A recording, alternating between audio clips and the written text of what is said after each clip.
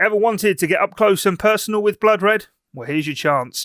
Blood Red is heading back out on the road next Wednesday, the 24th of November, to Dublin, as Paul Gorst and Josh Williams from Analysing Anfield bring you a special live episode ahead of the Reds Champions League game with Porto. Tickets are available at bloodred.ie at €10 each. Do move quickly though, as tickets are extremely limited. Follow the link in the description or head to bloodred.ie to join us out in Dublin at the Camden for Blood Red Live.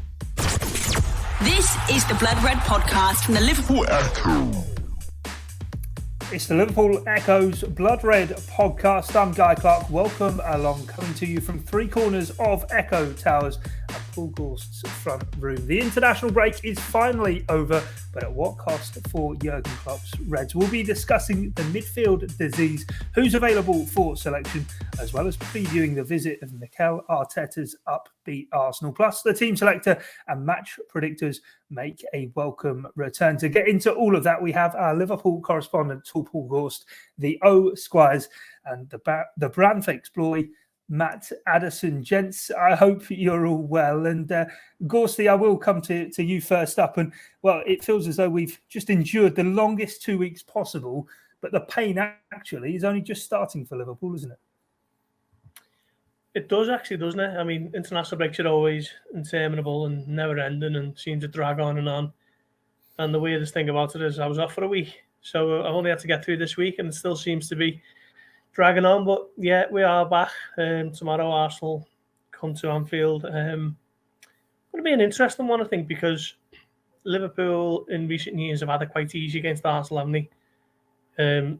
Seem to score quite a lot of goals and almost the perfect opponents because Arsenal don't really change too much to accommodate for Liverpool's style, and Liverpool tend to steamroller them. But I think it might be a little bit different tomorrow. Arsenal probably coming to Anfield in the best kind of atmosphere around the club.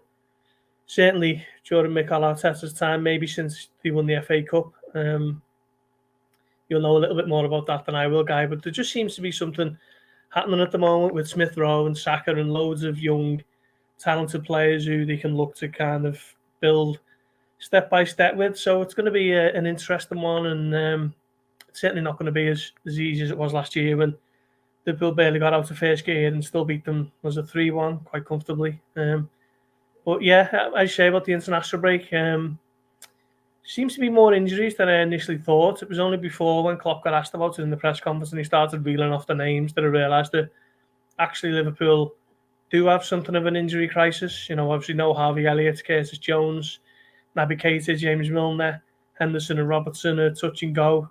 Sadio Mane seems like he's going to be okay, but I'm struggling to remember last time Liverpool didn't have a litany of injuries, and I'm not sure what other teams across the Premier League are like, but Liverpool just seem to be stuck in this perma crisis of injuries upon injuries, and hopefully people start coming back, because I think between now and January the 2nd, when Liverpool play Chelsea, they've got 13 games, which is incredible, really, when you think we're nearly at the end of November. So it's going to be all hands on deck.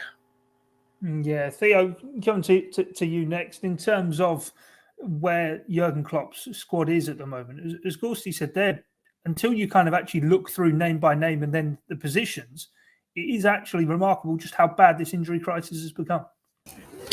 Yeah, it is. I think before Harvey Elliott got injured, we were looking at the stage of we might be able to write that Liverpool have had a full available squad to for the first time since like the Champions League final, and then Elliott's injury sort of triggered it off for everyone else, and it's just been this ever-growing list.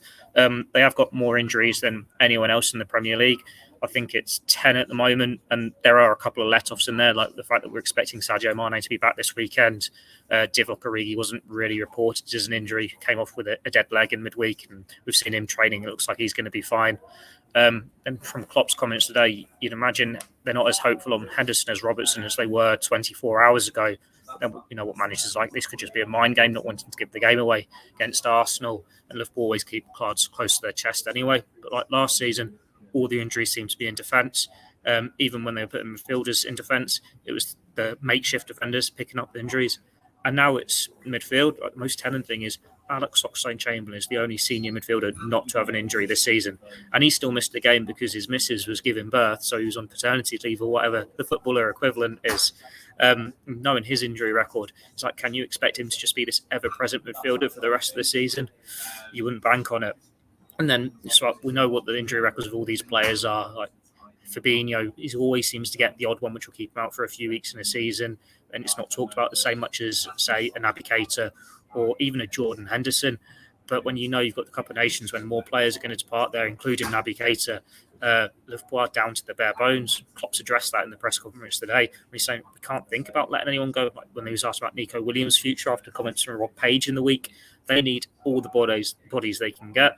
And it's just about getting them into a good team and getting it to work. They've been lucky so far that when the midfielders' injuries have piled up, they've still had 3 available. When the forwards have been out, it's sort of company. It's only been 1 at a time. They've not had them all at once. But the fact that Liverpool were hoping that they'd get some bodies back after the international break, that they'd be able to welcome back a Milner or Keita or even a Curtis Jones, and then they've got to this week now and it's like, no, they're not ready. They're not ready. Jones is going to be out for a while. It's like, it's going to be a struggle for a few weeks. Just so glad that they've got these 2 dead rubbers in the Champions League where they can just put in Tyler Morton, give him a proper chance to find his feet, and then because they might need to turn to him over the festive period in the Premier League. You never know. But they've balanced it well so far. It's probably played its part in them drawing with Brighton, losing to West Ham. But they need to find a way to get some rhythm back, even with all these chopping and changing. Yeah, definitely. Matt, I tried to rip into you in the intro there, calling you the Bran Flakes boy, but even now I still can't get my teeth in. I suppose for the transfer-hungry Twitterati, it's probably a case of told you so, with Gini Wijnaldum not being replaced in the summer and looking at a number of those midfield options. As Theo says there are kind of questions over the fitness and availability of a number of them, even when they are fit. And it's all sort of come home to roost at one time, as it did at centre-half, as Jurgen Klopp kind of referenced in his pre-match press conference that now it's a disease, as he calls it, in the midfield. Yeah, well, I mean, you mentioned there, don't you, the fact that, you know, there are sort of corners of Twitter who would have said that all along, and I would tend to agree with them, to be honest. I think that, you know, it's something that we said all summer. Liverpool probably needed one more, not just, you know, in terms of the volume of players. I don't think that is the worst thing, but it was wholly predictable that at some point Naby Keita would get injured. At some point Fabinho would probably miss a month because, you know, he has done in previous seasons. I don't think that's an unfair criticism to level at what Liverpool did in the summer. I don't think it's a huge surprise. Of course, Liverpool would argue that it's pretty unlucky. It's not quite the same situation of what they had with the centre-backs last season, but it is similar in that all of these injuries have come in the same place at the same time, which, you know, you can't predict the timing of those things. But I do think it was always a gamble. I think it still is a risk at this point in time to not have brought one player more in, or not even necessarily to have added, but maybe to have moved on 1 or 2 of those players that you can't rely on and replace them with someone who is a bit more consistently available. So, yeah, I mean, I would agree it was always a risk. It still is a risk.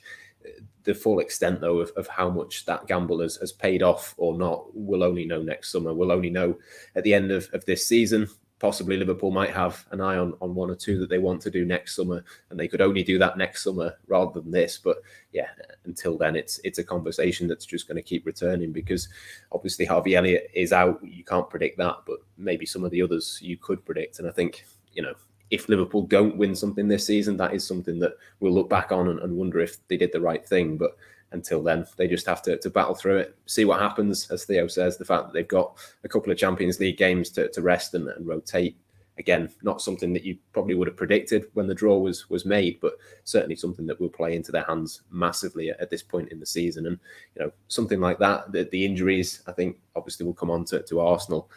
For me, a big sort of thing in terms of dictating whether Liverpool can win against Arsenal or win comfortably against Arsenal is Jordan Henderson fit or not. I think, you know, when we're kind of having those conversations a little bit later down the line, it's maybe not ideal. You'd want 1 or 2 more in that position to be available, but they're not, and that's kind of what Liverpool have got to deal with.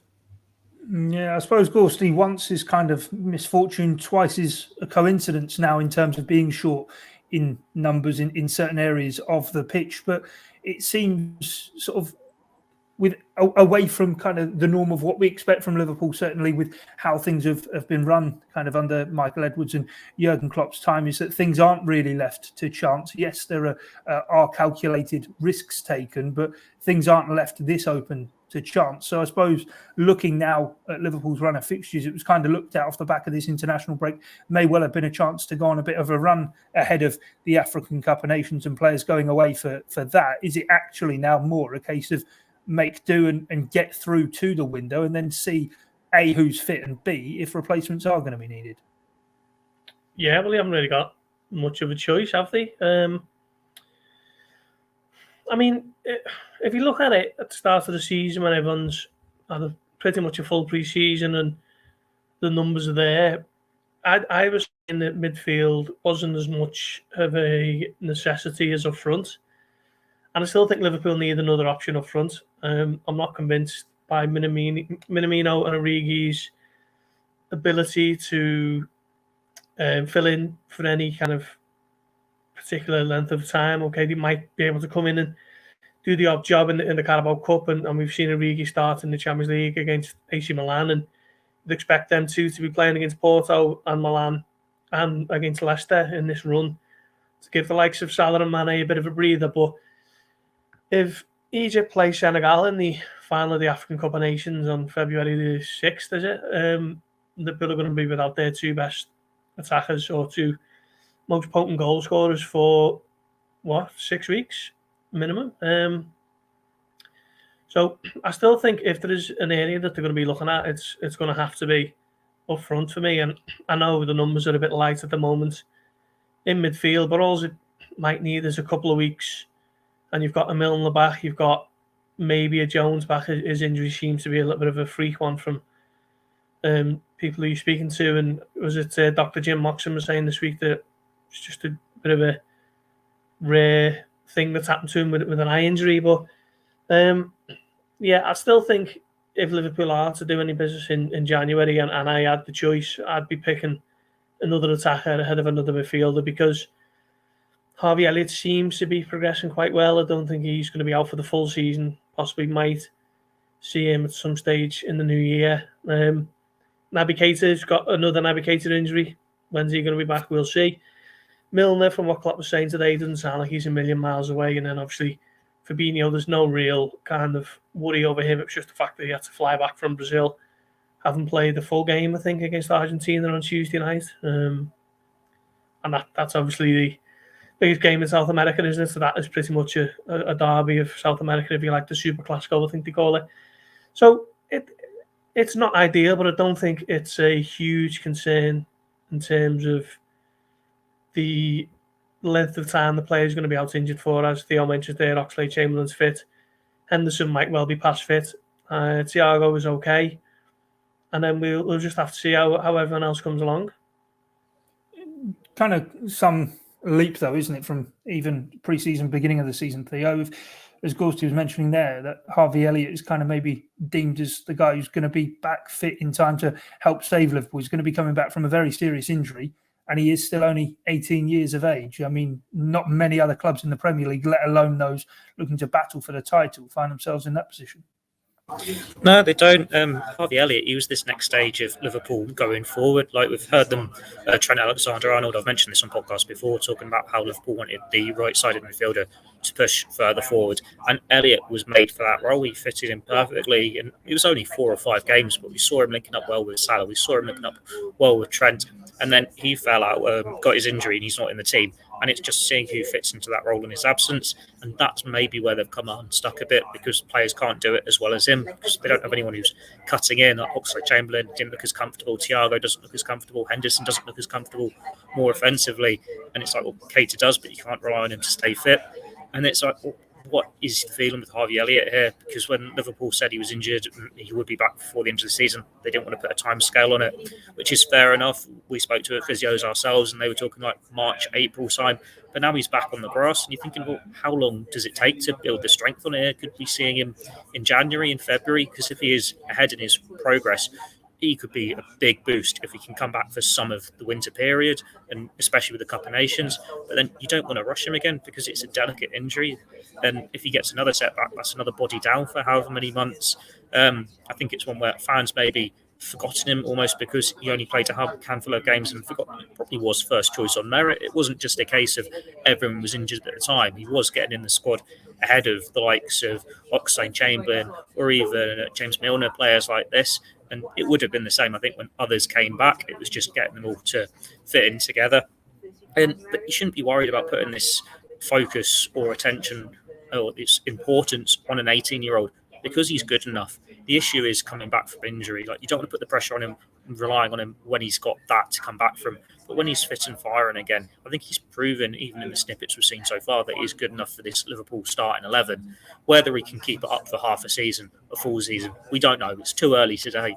But in a few years, he will be one of the first names in this Liverpool team sheet, and it's about giving him those opportunities. It's like, if you're good enough, you're old enough. I know it's the old cliche, but you look at like Mason Mount, he was young getting games at Chelsea. Phil Foden, young getting games at Manchester City. Elliot's a bit younger, but he was supposed to be this sensational midfield talent. If he lives up to his potential, he's going to be one of the best around. Liverpool might be relying on him a bit too much, but when he comes back, it's going to be that dreaded, like a new signing, isn't it? And it's an exciting player to watch. I'm sure we've all seen it in the little glimpses we've seen so far. He's a player you like to watch because he makes things happen. And this is if Harvey Elliott at 18, when he'd only had a couple of substitute appearances in the Premier League before, if he can keep up his standards when he's back, find his form in the last couple of months of the season, it's going to be another exciting time to see what he can do going forward. Yeah, not quite so sure. I kind of agree. Obviously, Mount went on loan in Holland and then the Championship and made his way into Chelsea eventually. Foden very slow to get kind of seeped into the Man City team. I don't know about you, Matt, but to me it kind of sits a bit uneasy of how much pressure there would then be on Harvey Elliott. But what other options, I suppose, do Liverpool have? They box themselves into a corner here. Yeah, I think that the way I'd look at it is to sort of say how much Liverpool have missed him says a lot about the quality and the trust that they have in him. It's not just obviously in midfield. He could potentially be another forward option. That was the position that most people saw him as. It's kind of not just the midfield that has been weakened, but potentially a little bit further up the pitch as well. I mean, you know, he is back on the grass. Actually had a look last week at when Virgil van Dijk came back onto the grass after his long-term injury. I think that was around the middle of February. Didn't actually start, fully participating until pre-season. So it's one of those. Obviously, those two had very different injuries. They're not the same thing. The timescales won't be the same. But it's still going to be some way off, I think, a proper return for Harvey Elliott. But, the fact that it's a positive update is obviously good. We hope to see him plenty of times before the end of this season. But I do think you're right that the fact that Liverpool are kind of waiting and desperate for him to come back does say a lot about the kind of level of the squad. But for me, I'd look at it the other way as well. Like I say, that the fact that he is seen as a possible solution, I think it says a lot about the quality that he's got to have that sort of ability to come in and play as if he's always been in this Liverpool team at the age of 18, I think is, a huge testament to the quality that he's got. So I fully accept and understand the reasons why, Liverpool thought that he could be a kind of Wijnaldum replacement in a way of coming in and helping do that. But yeah, it is maybe a little bit unfair on him to kind of pin the hopes for the rest of the season on his shoulders. Yeah, let's move on then and talk about the game itself then, away from Liverpool's midfield issues. I'm sure in our team select we will have to try and pick three each of who will actually play in that midfield for Liverpool. But Gorsty, before we get on to that, let's talk about the game itself. Arsenal heading to Anfield, unbeaten in 10 in all competitions, 8 wins in that time as well. It's kind of been a routine win for Liverpool in recent years, Arsenal heading to Anfield, but has a bit of a different feel this time around. Yeah, it certainly does. 8 wins in a 10-game unbeaten run was what Liverpool went on at the back end of last season to secure Champions League football. So if you look at what, kind of how that run looks from the inside, it's an impressive one, isn't it? Because at the time, you're looking at, Liverpool really making a late surge to finish third in the Premier League, and I think they were 8th or 9th after that defeat to Fulham. So really has been some job that Arteta's done over the last 6 weeks or so, 6 to 8 weeks. Certainly since that dreadful start when I think they lost the first 3 games, didn't they, and were comfortably beaten by Chelsea and Manchester City in particular. But things are looking up for Arsenal. I don't think it's going to be as easy as it has been for Liverpool in recent years. Certainly, the last time they played each other in April, was it? Liverpool went to the Emirates and Arsenal didn't get out their own half, really, and Liverpool absolutely battered them and 3-0 flattered Arsenal, to be honest. I think it's going to be a lot more competitive. But I think Jurgen Klopp referenced it today. He said something along the lines of, we're at Anfield and we need to let them know that still means something. And Liverpool, for the draws against Brighton and City and Chelsea, they're still unbeaten there in front of their own fans for 4.5 years. So it's not... it's going to be probably the most difficult game that Arsenal have had in that 11 games without defeat. So, yeah, looking forward to it. Looking forward to seeing Smith Rowe up close. I remember seeing him in a pre-season friendly going back 4 years maybe. He was only 17 and there was loads of kind of talk over him being the next big thing, and slowly but surely he has developed at the Emirates, and he took the number 10 on in the summer, didn't he, sign the new contract, and seems to have a good head on his shoulders, and he's an exciting player for the future. So I'm looking forward to seeing him and one or two others in this young Arsenal team, but still think Liverpool might just have a bit too much for Arsenal tomorrow night. Yeah, definitely. Theo, what's your take on the game? There might be definitely the biggest test that Arsenal have faced all season, but for Liverpool, for this run of games coming up, certainly in the Premier League, when you consider Arsenal at home, Southampton at home, the Merseyside derby away, Wolves away, and Aston Villa and Newcastle, then both at Anfield ahead of really the start of those festive games with Tottenham, Leicester and Chelsea all to come during kind of that next batch of fixtures. It could be a stern way to get things going for Liverpool, but certainly an opportunity to really now try and put a run of form together. Yeah, it could be, but it's when you play everyone twice a season, don't you? It's just about getting the run of games, getting the momentum. It's a good time to play Arsenal, and it's a bad time to play Arsenal because they're going to be full of confidence, but then that's going to have been derailed a little bit by the international break. And it's one where they haven't played anyone that good. So it's like, well, are they getting a bit too cocky? But then at the same time, Liverpool haven't been in the best of form against Brighton, against West Ham, and they're staring at the possibility of if they drop points here and they lose, Arsenal could leapfrog them. And having had West Ham do that, that could set in a bad rut. And you're thinking, oh, we're dropping points again. Here we go again. The injuries are taking their toll, as they did with the centre-backs, because they were fine for a spell last year, for November, December. And it was only when they piled up more and more in January that the doubt started to creep in, and it did fall apart for Liverpool. The international break has made it feel so much worse. Like, we're only talking about 2 games here where Liverpool have dropped points. Like, if they'd drawn with West Ham, while it wouldn't have been ideal, it would still have been they're unbeaten. It wouldn't have been the end of the world. Yeah, they're not top of the table. Yeah, they're a couple of points off, but they're still having a reasonable season. But now we've had 2 weeks to Liverpool looking a bit dodgy against West Ham. They've been conceding goals where they shouldn't have done. They've had all these injuries, and it's whether they can silence those doubts. And the fact they've got more bodies back in defence, like, there's more about them than when it fell apart last year. But they just need to get back on that pitch and prove their credentials. And that seems strange to say of a team that is only a couple of years ago won the Premier League, won the Champions League, and one of the very best sides around.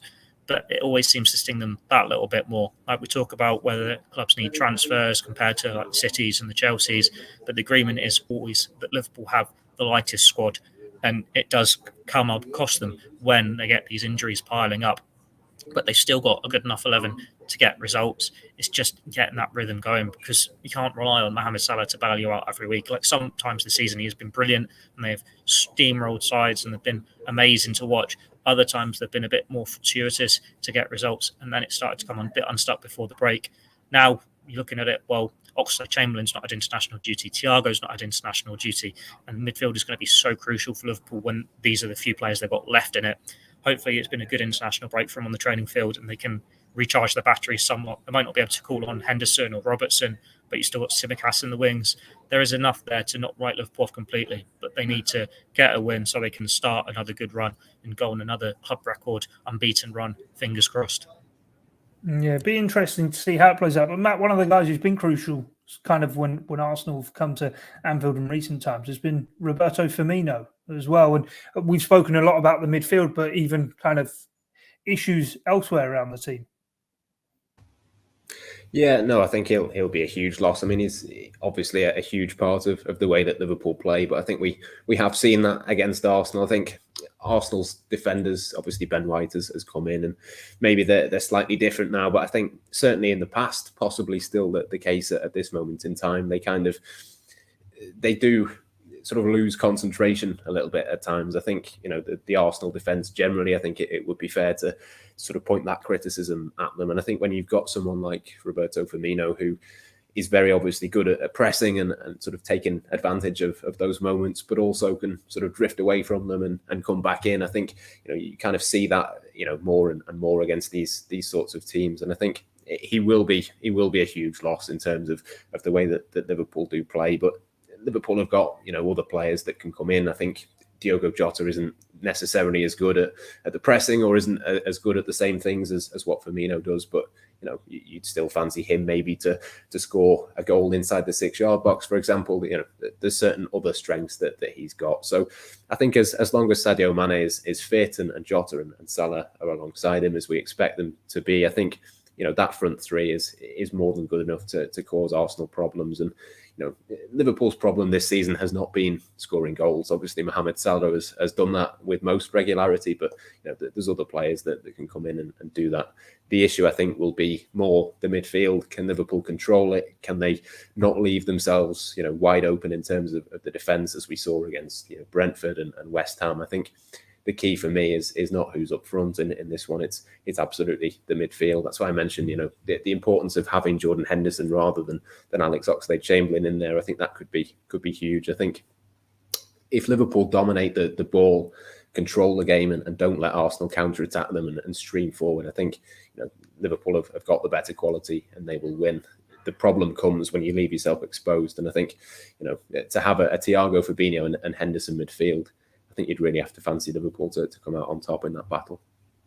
Yeah, firmly with my professional head on, Gorsty, because I shudder within to say this. But is it time for a statement win at Anfield this season? I mean, the likes of Chelsea and Man City have both come to Anfield. They've been draws.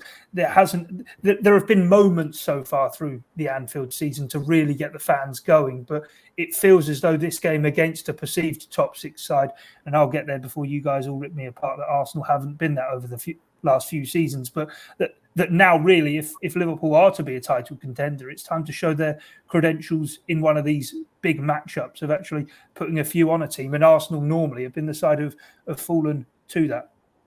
Yeah, Arsenal are usually quite accommodating, aren't they, for Liverpool? Certainly under Jurgen Klopp. I'm struggling to think of a game off the top of my head where Liverpool haven't scored at least 3.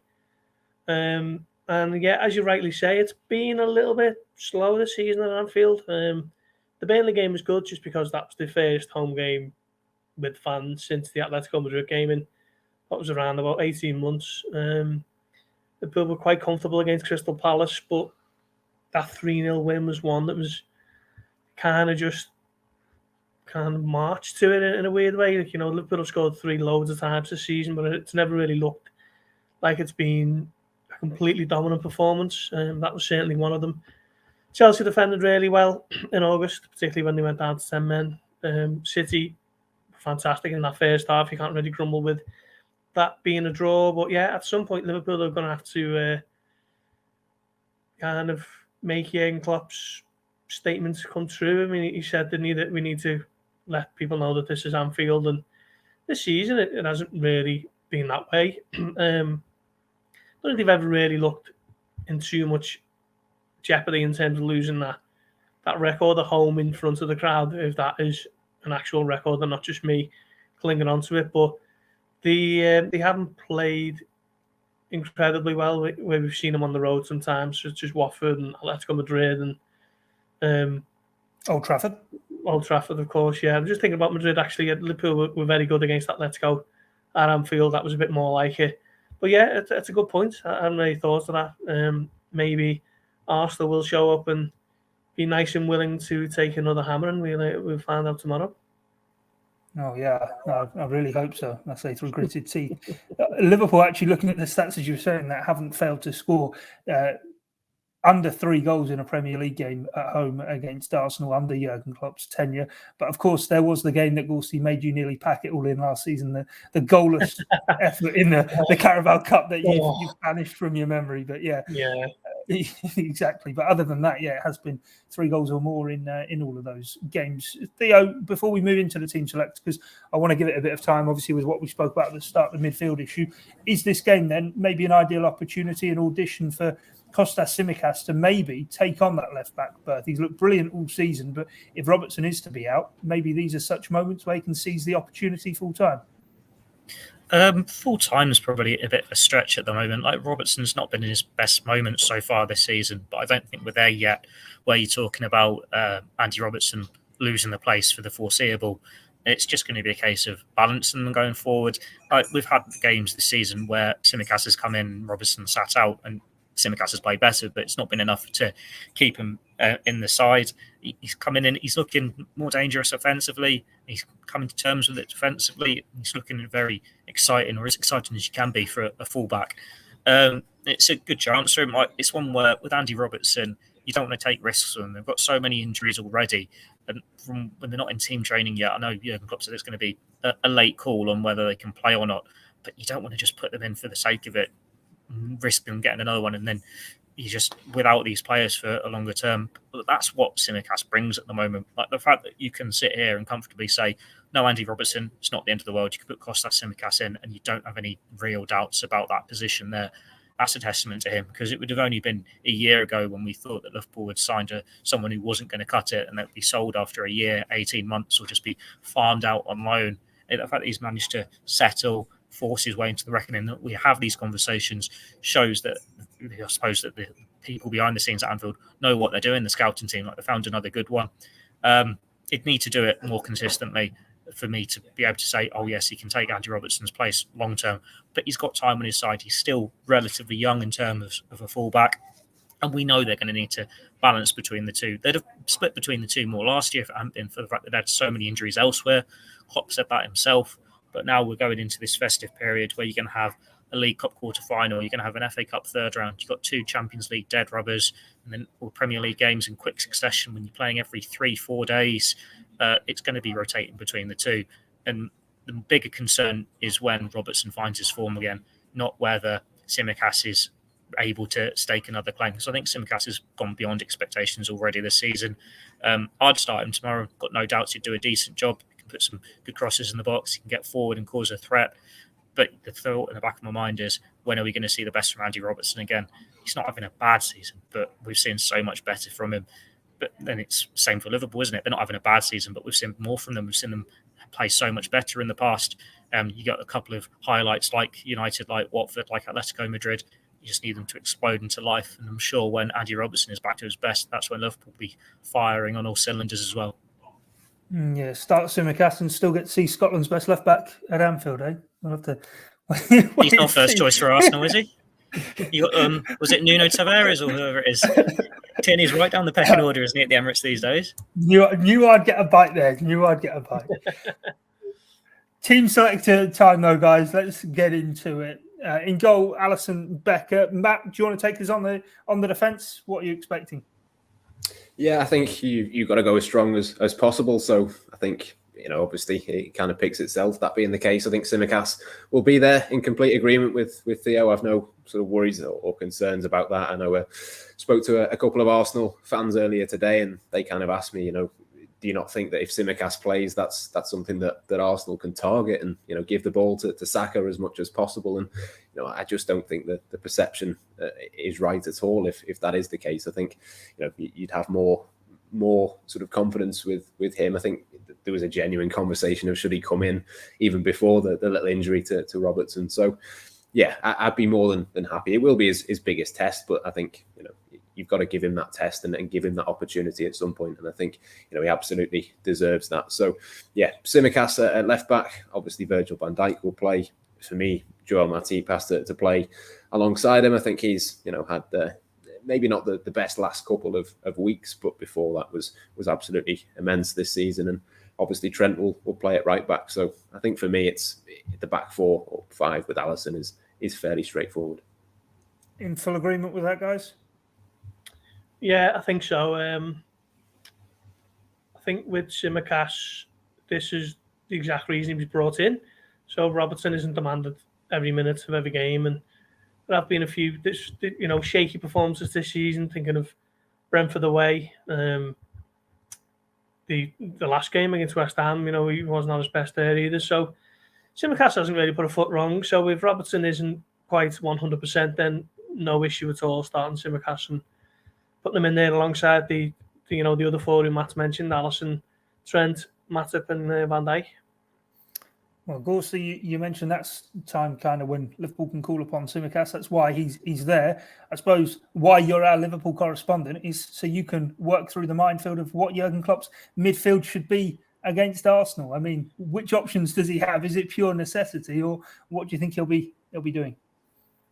Well, yeah, I mean, it's in one way it's a really difficult one. In another way, it's a really easy decision, isn't it? Because he's only got three midfielders, hasn't he? Thiago, Oxlade-Chamberlain, and Fabinho. Who there is no suggestion of an injury, but he didn't train this week because, as we mentioned, he flew back from Brazil on a private jet with the other Brazilian internationals in the Premier League.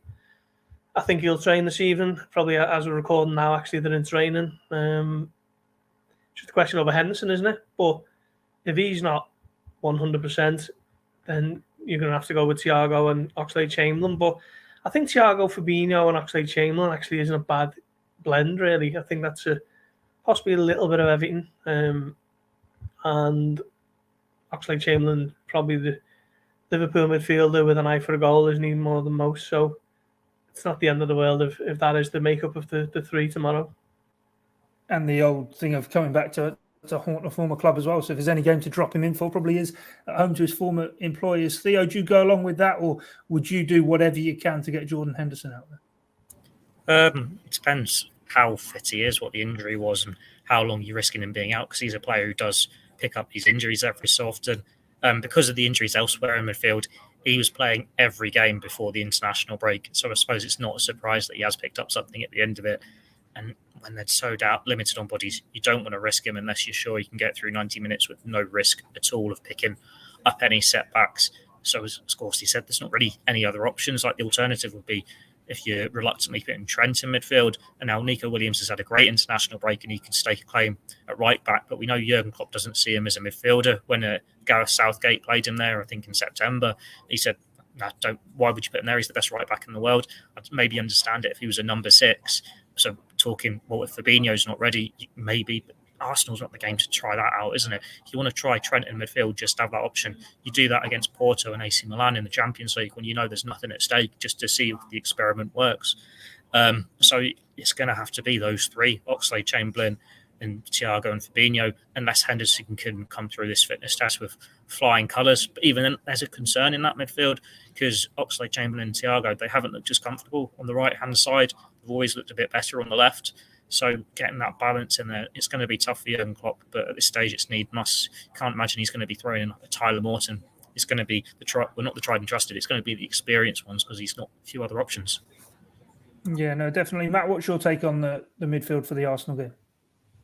I think having Henderson back would be massive. I think there's games, obviously, the two Champions League ones that Henderson can sit out. And I think, obviously, Liverpool have got all of the information in terms of the medical stuff of, can Henderson play or not? But I think if he is, ready to play, even if he was ready to play an hour, I'd be getting him on the pitch really for that period of time. I think I'd be more comfortable Henderson playing the first 60 and then Chamberlain coming on rather than the other way round if possible. But, it's just the way it is at the moment. I think it's going to more than anything come down to who's fit enough to do that.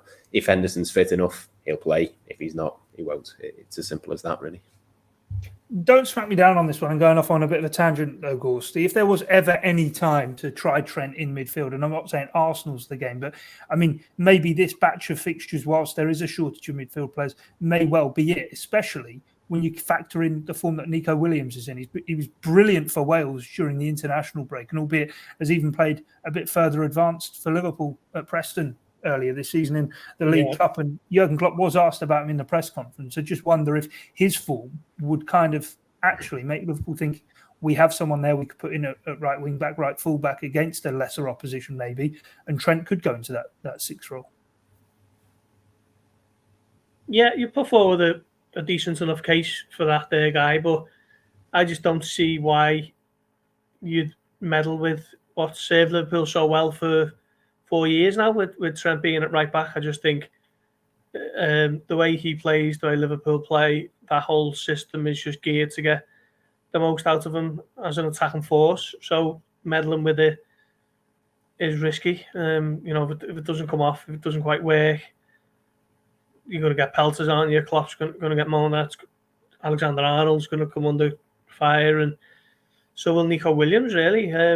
He seems to be a little bit of a lightning rod for criticism, which I think is a bit unfair, considering he barely plays and he hasn't really done too much. But I think if there's a opportunity to maybe give Nico Williams a little bit of a run further up the field, I think then that Leicester game is nailed on for it in the Carabao Cup, with Conor Bradley probably at right back, or maybe even James Milner at a push. But I don't see Alexander-Arnold playing in midfield for Liverpool, certainly while Klopp is the manager. It's just too important to an area of the pitch for Liverpool to get joy out down that right side, along with Salah and whoever's playing on the right side of that midfield three.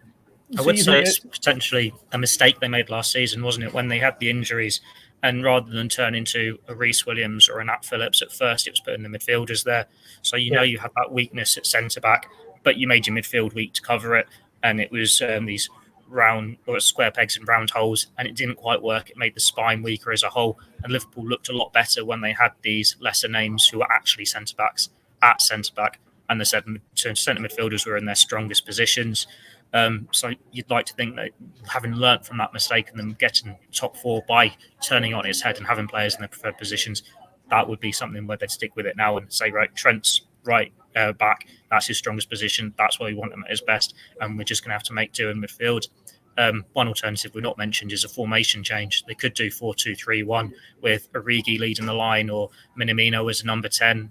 They're not the biggest names, they're not the Liverpool's most dangerous players, but they're going to get minutes in the cup when the Cup of Nations is on in the weeks ahead. We've seen Liverpool do 4-2-3-1 against Arsenal before, I think, or they've certainly done it in some games. They might have to now if they don't want to have this midfield options. And I'm sure you're about to ask me who will be my 3 or 4 in attack guy. Yeah. So front three, pretty routine pick, is it? Yeah, it's like we said in midfield, isn't it? You just stick with what you've got, and there's only Diogo Jota. Mohamed Salah. He'll be appreciative of that. Mohamed Salah and Sadio Mane. But as I just touched on, you could do Minamino as a number 10 if you want to do 4-2-3-1. Origi did look good against West Ham when he came on. No, he got a dead leg, I think, on international duty, but he's trained. Out 2, you'd say Origi perhaps looks more fit in, but then it would be a bit awkward where who do you put as the number 10 when you've got Jota, you've got Salah and you've got Mane, so it might be more beneficial having Minamino as number 10. That's just an alternative. I still think it'll be 4-3-3 with the only 3 of the 4 forwards that are available starting. Yeah, I was going to say start carving up our midfield, Theo. That'd be brilliant right at the end of the podcast. But everyone else in agreement that is the front 3 for Liverpool? Yeah, I think so. Seeing a bit of Belgium against Wales the other night, and Origi looked quite sharp at times. Obviously coming off the back of that superb goal against West Ham, but I just think Origi's a man for moments, isn't he? He doesn't really give you 90 minutes of performance. He'll give you 10, 15, and he might pop up with that kind of goal he scored against West Ham. I'd be wary of starting him. So I'll go with Jota, Salah and Mane. I think that just sums up the problem, doesn't it? I mean, there's been times this season where you've looked at Minamino and been impressed with him in little bits, or Origi's done okay against Milan, but yeah, it's not really a genuine conversation, is it? It's not like a Tsimikas Robertson. Jota is just miles ahead of the other 2, and that's the big issue, isn't it? It's 3 from 3, and I can't really see it being anything else. Yeah, since Arsenal's tonking at Man City, they have been the immovable object. Liverpool, the irresistible force. Prediction times. Then, Gorsty, start with you. You're going to tell me Liverpool score 3 and Arsenal get how many? The one maybe. I do think Liverpool will score 3 actually. Seem to most weeks, don't they? Was it Preston and Atletico, the only two teams, Brighton as well. And obviously the West Ham game aside, it was just a miserable afternoon for Liverpool. Generally, if Liverpool win, they score 3, so I think they might do it again tomorrow. Brilliant. Matt, yourself? Yep, 3-1. I went for 3-1 on our Behind Enemy Lines podcast, so I'm not going to change my mind. I think, as we said before, Liverpool have got form scoring goals. I think Mohamed Salah's not scored for a couple of games, has he? So probably due 1 or 2. Yeah, I think Liverpool win. And Theo? Salah likes scoring against Arsenal, so go along with Matt with them getting back to scoring ways. I think Sadio Mane does as well. You know, Jota scored, was it 2 against them at the Emirates last year? But I'm going to go 3-2, just because the midfield's still going to look weak. Defence has been a bit shaky at times, but you got to back Liverpool. So 3-2 Liverpool. There's always goals in this game, apart from that League Cup draw you mentioned earlier. Let's stick with that.